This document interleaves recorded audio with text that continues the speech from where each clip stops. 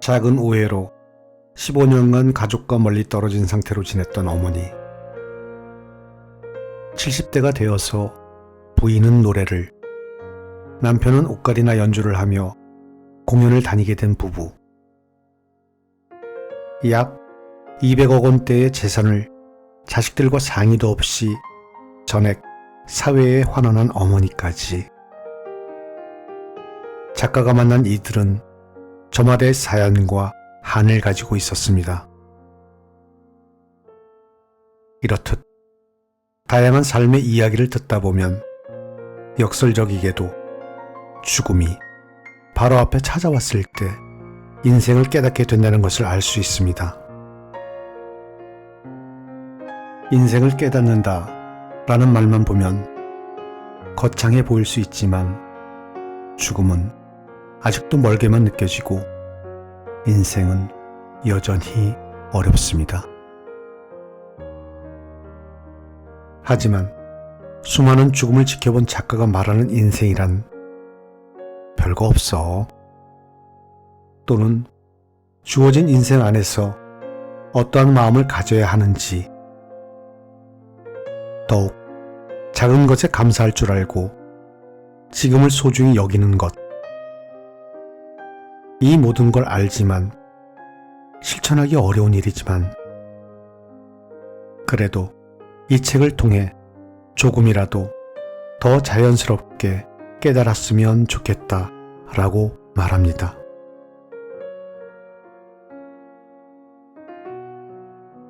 오늘도 여러분 곁으로 찾아온 책엔 깜씨입니다.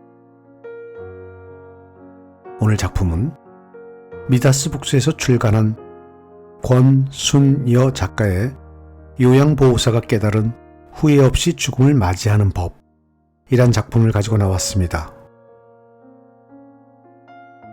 작가는 32가지 직업을 거쳤지만 특히 요양보호사로 13년간 지내며 마주한 죽음의 순간에 깨달은 삶의 지혜와 오늘의 소소한 행복을 즐길 수 있는 해답들을 책으로 담아내고 있습니다.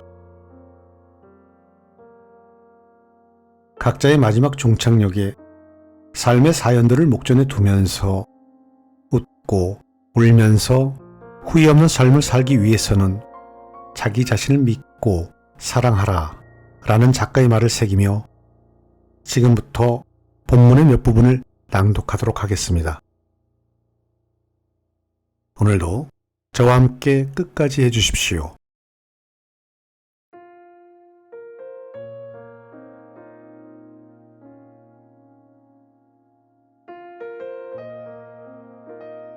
생의 마지막에서 간절히 바라는 건 소소한 행복이다.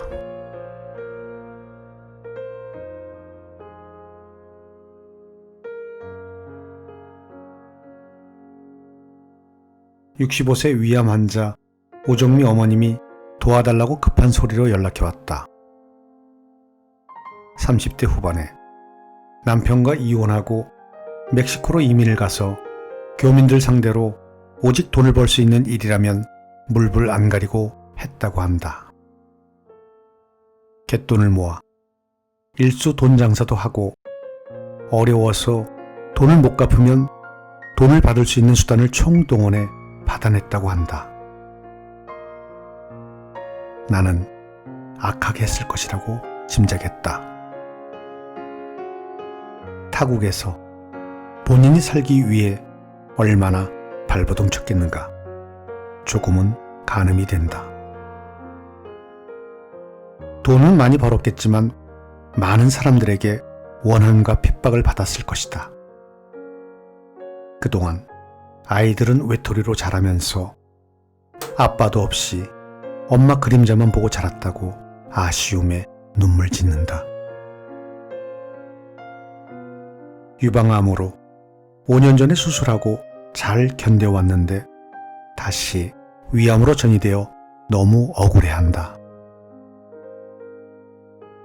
생각해보면 억울해할 필요가 없다.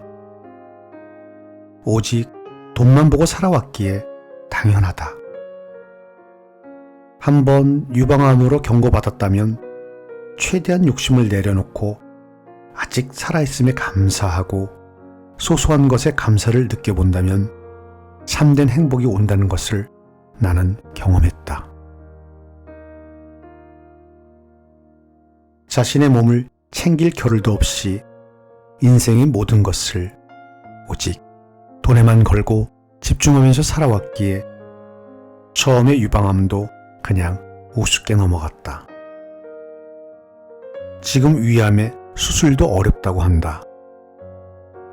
돈을 많이 번들 몸이 병들면 무슨 소용있겠는가 말이다. 정미 어머님은 염증으로 인해 항생제를 계속 맞아야 하는데 내성이 생겨 격리병동으로 옮겨가 간병하기도 영 어렵다. 정미 어머님은 왜 내가 내성이 생기냐고 따지고 묻는다. 그것은 정미 어머님이 그만치 몸의 면역력이 떨어져 항생제 맞아도 치유가 잘 안 되는 거라고 하네요. 그러니까 치유가 왜 안 되느냐 불만을 말하지 말고 그냥 믿으며 내려놓고 운동하며 좀 기다려 봅시다. 아픔도 병마도 사람들이 겉모양이 아니고 기쁜 속마음을 보고 평가하듯이 우선 긍정적인 생각이 먼저다. 나도 회복할 수 있다. 라고. 정미 어머님은 주사를 맞아도 약을 먹어도 바로 회복되길 바라면서 부정적인 재촉이다. 어머님이 초절대 긍정으로 바뀐다면 분명 회복이 훨씬 빠를 것이다.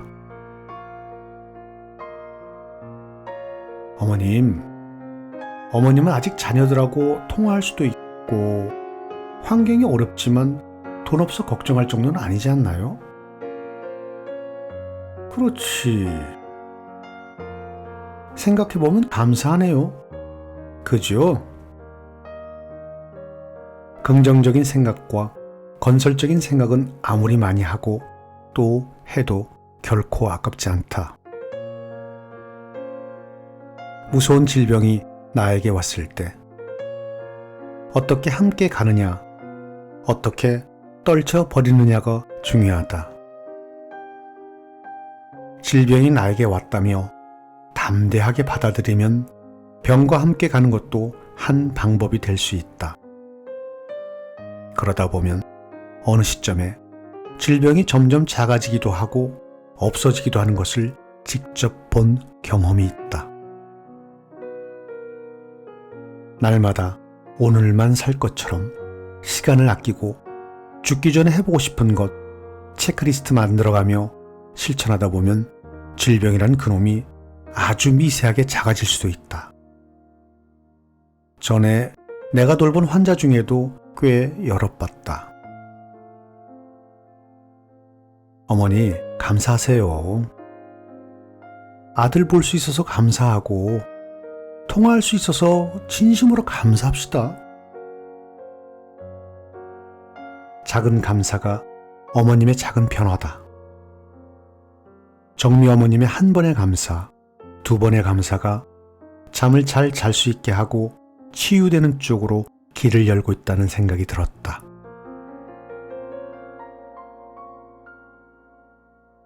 간병 아줌마. 네? 지금 생각해보면 이혼하고 아들 둘 데리고 그때 살 길은 그것밖에 없었기에 정말 악착같이 열심히 살았다고 자부심으로 여기면서 살았는데 그거 잘한 것이 아닌 것 같아. 왜 그렇게 생각하게 됐어요? 글쎄 뒤돌아보니 우리 애들이 중고등학교 때 낯선 곳에서 외국어도 잘 못하는데 얼마나 힘들었을까? 좋은 추억이 한 개도 없네요. 그럼 지금이라도 애들하고 자주 통화하고 며느리에게 사랑한다고 말하고 하시면 좋겠어요. 시간을 아끼세요. 어떻게 아끼는데? 시계를 붙잡아요. 정미 어머님도 처음에는 부정적으로 매사에 불만족하였는데 어느 시점에 긍정적으로 바뀌고 매사에 작은 것도 감사로 바뀌었다. 오후에 큰 며느리가 왔다. 어머님이 많이 뵙고 싶어 왔다고 한다. 고마운 일이다. 멕시코에서 왔는데 고부간에 많은 얘기 좀 하라고 나는 자리를 비워줬다. 그 다음 주에 아들들의 멕시코 가게는 종업원한테 맡겨놓고 마지막으로 엄마를 보러 왔다. 잠깐 외출증을 끊어 가까운 레스토랑에 가니 손자 그리고 아들, 며느리 모두 모였다. 이거야말로 경사다. 각자 주머니에서 봉투 하나씩을 꺼낸다. 엄마한테 하고 싶은 말, 서운했던 것을 편지로 써 준비해왔단다. 엄마, 나 그때 너무 무서웠어. 우리 아들 그랬구나. 엄마는 정신 차리고 너희들하고 어떻게든 살아야 했기에 정신없었지. 그래도 지금 와서 생각해보면 하나님께서 위로해 주기도 했어. 감사한 일이지. 어머님, 저도 준비했습니다. 라며 며느리가 말했다. 어머님, 저는 오직 남편 하나 믿고 친정이 서울인데도 불구하고 멕시코로 남편 따라간 것이 내가 한 것 중 제일 잘한 것이라고 생각해요. 또 어머님과 얼마 안 살아봤지만 어머님의 따뜻한 사랑 감사해요. 어머님, 조금만이라도 저희들과 함께 할 수 있도록 견뎌주세요. 사랑합니다, 어머님.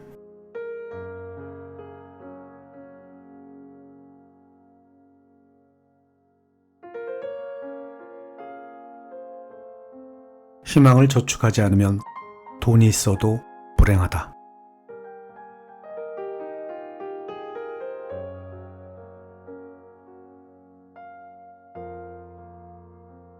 요양병원에 입원한 김호철님이 있다. 고위 공무원이었는데 다른 요양병원에서 쫓겨왔다고 한다. 무엇 때문에 쫓겨왔는지 알아야 했다. 보호자는 나에게 아버지가 간병 여사님의 손가락을 꺾는다고 하며 나에게 손을 조심하라고 한다. 호철님은 전직 고위 경찰 공무원이었다고 한다. 우울증으로 인해 조기 퇴직하고 나서 꼼짝하지 않고 집에서 있다가 밥도 안 먹고 운동도 안 하고 하니 폐인이 되어 본인 스스로 결단하고 판단할 수 있는 것이 아무것도 없다.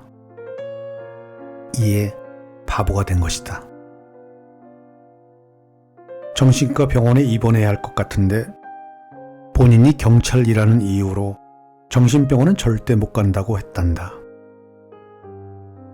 요양병원은 10군데 이상 갔다가 마음에 안 들어 그냥 나오고 마음에 들면 요양보호사와 싸우고 쫓겨나고 했단다. 나 또한 긴장하면서 조심스럽게 저녁 식사 메뉴로 마음문을 두들렸다. 예상외로 쉽게 열어줬다.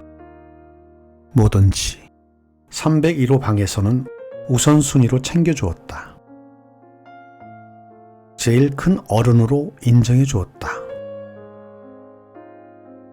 식사 끝나고는 양치질 제가 도와드려요? 아니면 직접 하시겠어요? 물으면 직접 하신다고 해서 세면도구를 자리로 갖다 주었다. 집에서는 꼼짝도 안 한다고 했고 다른 병원에서는 명령조로 시키니까 불만인 듯 했다. 나는 모든 것을 하시겠어요? 어떻게 할까요? 좀 도와주시겠어요? 하고 나를 도와주면 큰 리액션으로 칭찬하고 했다. 호출님이 경찰 간부였다고 하니 누가 경찰 간부한테 명령하고 시키겠는가? 경찰이니까 거기서부터 케어를 들어간다고 생각하면 된다. 호철님은 일주일 만에 장족의 발전을 하였다. 나는 경찰이라는 직업으로 호일러의 법칙을 사용한 것이다.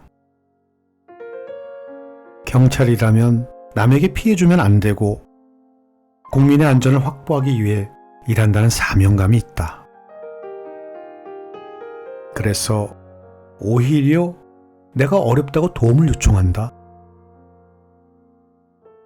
호철님을 대하면서 도움을 요청하는 사람에게 손가락을 꺾거나 난폭하게 하지는 않을 거라 생각했다.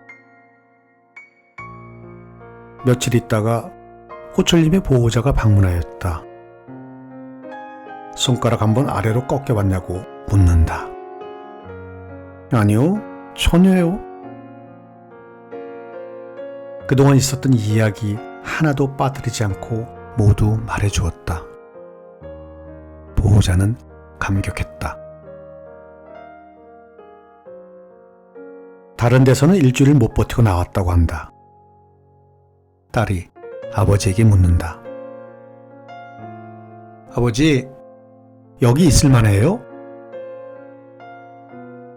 5번 물어보면 한 번 대답한다. 아버지, 여기 어때요? 소리 확 지르면서 괜찮다고 한다. 있는 그대로 인정해주고 못하는 것 해주면서 도와준다고 생각하면 된다. 무엇이든 스스로 하도록 기다려주고 도와달라고 하며 협조를 유도하는 것이다. 호철님이 현직에 있을 때 희망을 조금이라도 저축했다면 어쩜 지금쯤이면 이렇게 불행하지는 않았을 것이다. 호철님뿐만 아니라 현직에 있을 때 희망을 가지고 가치 있게 도전했다면 지금 이런 상황은 아니라고 본다. 누가 뭐래도 아무리 바빠도 먹기 싫은 나이지만 그것도 먹어가면서 예쁘게 멋지게 자부심을 가지고 희망을 저축하며 살아야 한다. 집도 30년 넘으면 리모델링 해야 하듯이 사람도 40대가 넘으면 인생 리모델링 해야 한다고 나는 생각한다. 초절대 긍정 마인드로 바꾸고 더 부지런해져야 하고 가치 있는 의식의 확장 그리고 독서도 해야 한다. 반드시 해야 하는 이유는 살아오면서 부정적인 것 또는 아집 자신만의 잘난 그것이 있는데 그것을 바꿔야 인생 2막을 살아가는데 많은 도움이 된다. 지금까지 살아온 방식이 아니고 말이다. 싫어도 힘들어도 해야 한다. 호철님은 제법 편안해졌고 재활 운동하는 것도 자신감이 붙었다. 몇 주 만에 보호자가 왔기에 아버님이 좋아졌으니 하루 외출해서 아버지와 시간 좀 갖는 것이 좋을 듯 하네요. 어쩜 마지막일 수도 있고요. 어떻게 생각하세요? 아마도 아버님 돌아가신 뒤에는 좋은 추억거리가 될 것이고 그렇지 않으면 안타까움만 남게 되겠죠? 가족들과 상의해서 다음 주에 준비해서 오세요. 내가 지금 여기 있을 때 하시는 것이 좋을 듯 합니다.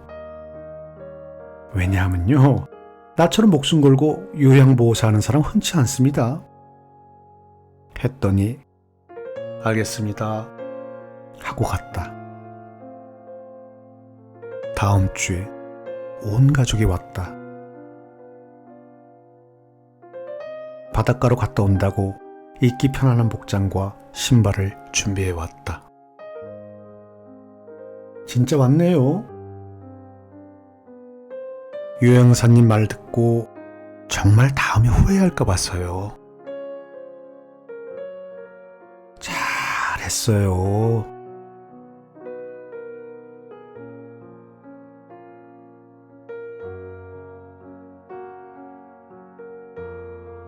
오늘 낭독은 여기까지 하겠습니다. 오늘도 끝까지 저와 함께 해주셔서 감사합니다.